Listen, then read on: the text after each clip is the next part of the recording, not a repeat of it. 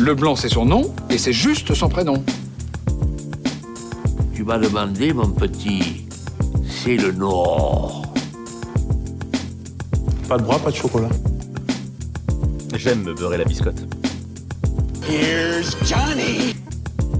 Bienvenue dans ce nouveau numéro de l'Instant Ciné, c'est votre rendez-vous hebdomadaire consacré au cinéma, c'est tous les jeudis soirs, je m'appelle Emeric et je vous retrouve pour parler de l'actualité cinéma avec 5 infos que j'ai soigneusement sélectionnées, puis je vous conseillerai à la fin de cette émission un film que vous pourrez regarder de chez vous à défaut d'avoir des salles de cinéma ouvertes. Roselyne, s'il te plaît. Roselyne, fais quelque chose. Alors sans plus attendre, passons tout de suite aux news. C'est Deadline qui nous rapporte cette information. À cause du report de la campagne promotionnelle de Top Gun Maverick, Tom Cruise ne pourra pas tourner directement le 8e opus de Mission Impossible après la fin du tournage du 7e.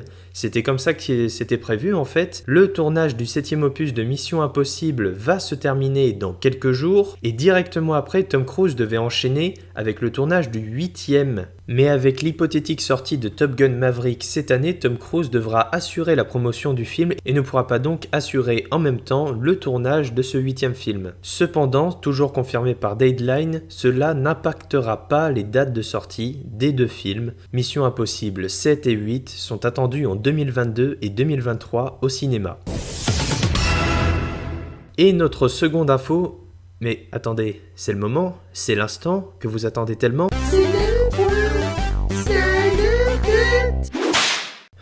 Je m'en lasserai certainement jamais. Soyons sérieux 2 minutes, la Snyder Cut est prévue le 18 mars prochain sur HBO Max aux États-Unis, version revue et corrigée du film Justice League par Zack Snyder, et qui a dévoilé dimanche dernier une nouvelle bande-annonce. Alors dans cette nouvelle bande-annonce, plein de choses inédites, des plans que l'on n'a jamais vus, d'autres plans que l'on a déjà vus mais qui ont été modifiés par Zack Snyder. En tout cas, on aura 4 heures de film, et je dis on parce que ça a été confirmé par DC Comics France. Le 22 avril prochain, la Snyder Cut de Justice League sera disponible en France, en version française et en version originale sous-titrée, ou comment, je ne sais pas.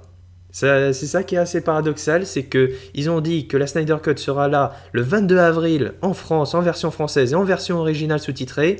En France, oui mesdames et messieurs, mais on ne sait toujours pas où, on ne sait toujours pas comment, on ne sait pas si ce sera en format physique, on ne sait pas si ça sera en streaming ou en achat digital, on ne sait pas. Je rappelle bien évidemment que HBO Max, la plateforme de streaming SVOD, n'est pas disponible en France. Si elle était disponible en France, ça serait très simple, ils mettraient la Snyder Cut sur la plateforme HBO Max française. Le problème c'est qu'elle n'est pas disponible, elle n'existe pas en France. Cette nouvelle actu nous vient de Deadline. Keke Palmer décroche le rôle titre du prochain film de Jordan Peele, qu'il a déjà annoncé comme encore plus effrayant que ses 2 précédents, à savoir Get Out et Us. Une très bonne information puisque Jordan Peele s'était récemment tourné vers le côté série, puisqu'il a repris The Twilight Zone, la 4e dimension. Mais ce n'est pas tout, puisque Collider rapporte également que l'acteur Daniel Kaluuya serait en pourparlers pour avoir un rôle dans ce prochain film. Cela marquerait donc une nouvelle collaboration entre le cinéaste et l'acteur après Get Out en 2017. Une nouvelle information qui n'est pas officielle à l'heure où je vous parle, c'est DVDFR, un compte Twitter qui a parlé de cela. Il semblerait que Warner Bros serait en passe de ne pas sortir certains de ses films au cinéma. Je parle de Wonder Woman 1984, de Sacrée Sorcière, le nouveau film de Robert Zemeckis, et Une affaire de détail avec Jared Leto, Denzel Washington, le nouveau film de John Lee Hancock. En effet, sur différents sites comme Amazon, Cultura ou la Fnac, il semblerait qu'aient été ajoutées les précommandes pour de futurs DVD et Blu-ray de ces 3 films. Alors Wonder Woman 1984 est crédité pour le 7 avril 2021, Sacrée Sorcière de Robert Zemeckis est crédité pour le 17 mars 2021, et Une affaire de détail, le prochain film de John Lee Hancock, est crédité également au 7 avril 2021. Alors qu'est-ce que ça veut dire concrètement ? Ça veut dire que ces 3 films qui étaient prévus comme étant des gros blockbusters américains à sortir au cinéma dans les salles de cinéma, eh bien ne sortiront tout simplement pas sur les grands écrans et arriveront chez nous directement en DVD, direct, tout DVD,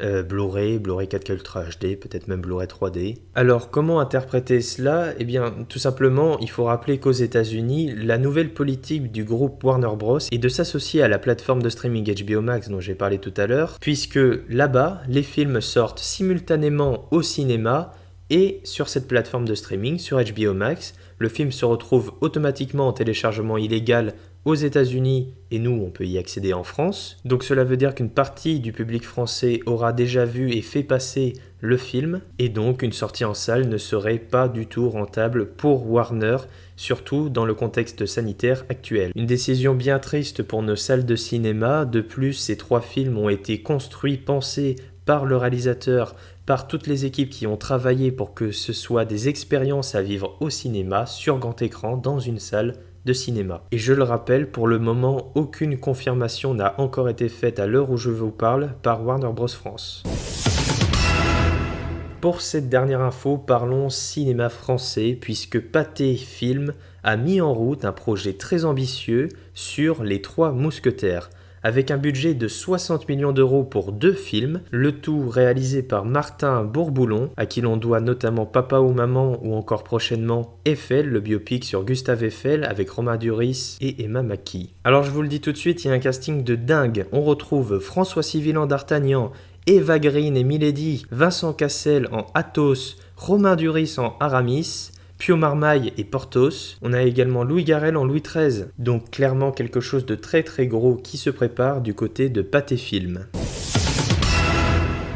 Ça y est, c'est l'heure du film de la semaine. Et cette semaine, je vous propose un film français. C'est une comédie qui date de 1982. Le réalisateur et le scénariste n'est ni plus ni moins que Jean-Yann. Je vais vous parler de 2h moins le quart avant Jésus-Christ. L'événement du jour, c'est évidemment la somptueuse fête donnée par le puissant César en l'honneur de la divine Cléopâtre. Ce spectacle restera dans les annales de Rome comme un des plus grands événements du règne de César. Alors 2h moins quart avant Jésus-Christ, c'est quoi? Tout d'abord, c'est une comédie hilarante, une parodie de péplum bourrée d'anachronismes, qui joue et qui tape sur les clichés et surtout qui regorge d'un casting exceptionnel. On retrouve entre autres Coluche. Je dis qu'on devrait profiter que César est là pour lui faire savoir qu'on en a marre. Il faut désigner un responsable. Un homme à poigne, qui a pas froid aux yeux et qui va aller lui dire là-haut. Jean-Yann. J'ai pas de clients parce que je suis moins con que toi, moi. Je m'arrête à midi pour aller bouffer. Tu peux pas me redire ça un peu? Pour voir si ça me parle. Je vais me gratter. Tu crois que tu me fais peur, gros sac? Gros sac, quoi? Michel Serrault. Mais c'est l'assassin! Garde! Arrêtez-le, il est armé! Et même Léon Zitrone. Messieurs, bonsoir. Ici le cirque de Harat Lokoum, où dans quelques instants, nous allons vous transmettre en direct les jeux du cirque offerts par le tout-puissant César, maître incontesté de l'Occident, à la divine Cléopâtre, reine d'Égypte, 1m72, 47 kilos, fille d'Aménophistophélet de la 18e dynastie et de son épouse Étorcis.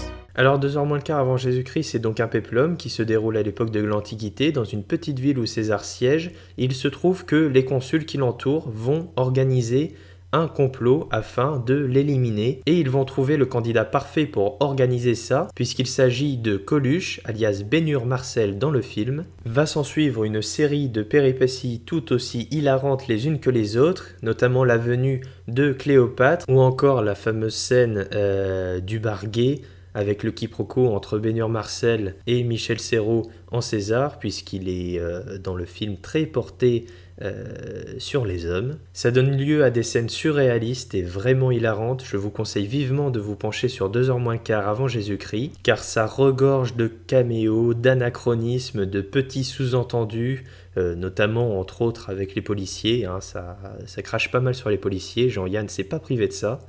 Donc c'est vraiment génial et puis ça donne vraiment lieu à des situations surréalistes qui sont très très bien menées. Et aussi le film est assez impressionnant pour l'époque. On pourrait le comparer peut-être aujourd'hui avec Astérix et Obélix Mission Cléopâtre qui dans le même on va dire dans le même esprit est assez anachronique et donne lieu à pas mal de jeux de mots, pas mal de petits trucs comiques comme ça qui font ce genre de film et qui sont également très impressionnants puisque 2h moins le quart avant Jésus-Christ a disposé d'un énorme budget, entre autres à la fin avec les jeux du cirque et la parodie de plusieurs marques.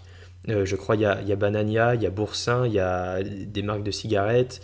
Donc ces marques-là ont donné de l'argent pour être parodiées, et c'est comme ça qu'ils ont pu produire un tel film avec de tels décors, plein de costumes et des environnements vraiment géniaux. Si vous voulez voir 2h moins le quart avant Jésus-Christ, je vous conseille vivement de vous tourner vers le Blu-ray plus DVD du film, puisque Pathé en 2014 a fait une restauration en 2K. Donc le DVD et le Blu-ray du film sont bien sûr à retrouver dans les points de vente habituels, et vous pourrez également retrouver 2h moins quart avant Jésus-Christ en achat et location digitale sur la TV d'Orange, Google Play, MyCanal, Filmo TV, Rakuten TV ou encore Apple TV.